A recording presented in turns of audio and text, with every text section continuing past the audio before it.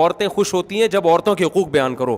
ان کے سامنے آدمیوں کے حقوق بیان کرو, بیان سے بھاگ جاتی ہیں. آپ میرے بیان میں دیکھو, خواتین 2-4 آتی ہیں, مردوں سے بھرے ہوئے ہوتے ہیں, کیونکہ میں مردوں کے ساتھ, خواتین کے ساتھ مردوں کے حقوق بھی بیان کرتا ہوں کہ گھر کا سربراہ کون ہے, بولو بھائی, مرد ہے.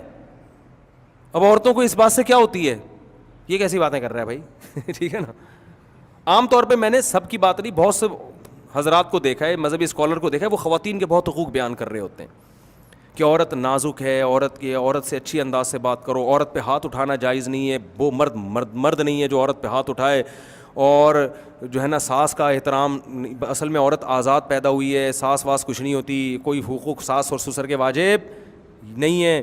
اور جو ہے وہ بہت زیادہ نا, تو عورتیں بڑی خوش ہوتی ہیں. یہ ہے جو عورت کے حقوق کی تنہا آواز اٹھاتا ہے. ایک مشہور فتنہ ہے, اس نے اس پہ بڑا بیان کیا کہ عورت کو عدالت کے خلا کا پورا حق حاصل ہے.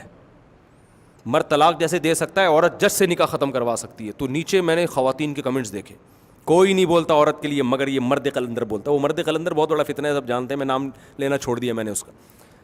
حالانکہ وہ بالکل اجماع کے خلاف, کسی مسلک میں ایسا نہیں ہے, نہ قرآن میں کہ جج جب چاہے بیوی پہ خلا کی ڈگری پکڑ, جج کی بیوی تھوڑی ہے وہ. ایک جج نے ایک ہفتے میں نا 7 عورتوں کو خلا کی ڈگریاں دیں. تو اس کے ساتھ کوئی اٹھتا بیٹھتا تھا, مجھے بتا رہا تھا کہ جج نے مجھے کہا میں نے 7 عورتوں کو خلا دیا ہے, ان کو طلاقیں دلوائی ہیں نا, ڈگری دی ہے. تو دیہاتی آدمی کہتا ہے میں نے جج سے کہا کہ وہ آپ کی بیویاں تھیں؟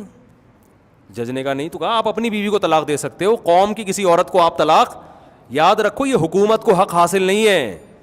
حکومت کے اختیارات اتنے لامحدود نہیں ہے کہ کسی کی بیوی کو اٹھا کے خلا کی ڈگری دے دے اور وہ نکاح. طلاق شادی عورت کی مرضی سے ہوتی ہے, نکاح ختم عورت کی مرضی سے نہیں ہوتا. وہ قرآن کہہ رہا ہے یعفو الذی بیدہ عقدۃ النکاح, نکاح کی چابی جو ہے نا گرا وہ مرد کے ہاتھ میں ہے. یہ اب اس پہ عورتیں خوش ہوں ناراض ہوں, ہمیں ٹینشن نہیں ہے, کیونکہ ہم عورتوں کو خوش کرنے کے لیے تھوڑی بیان کر رہے ہیں.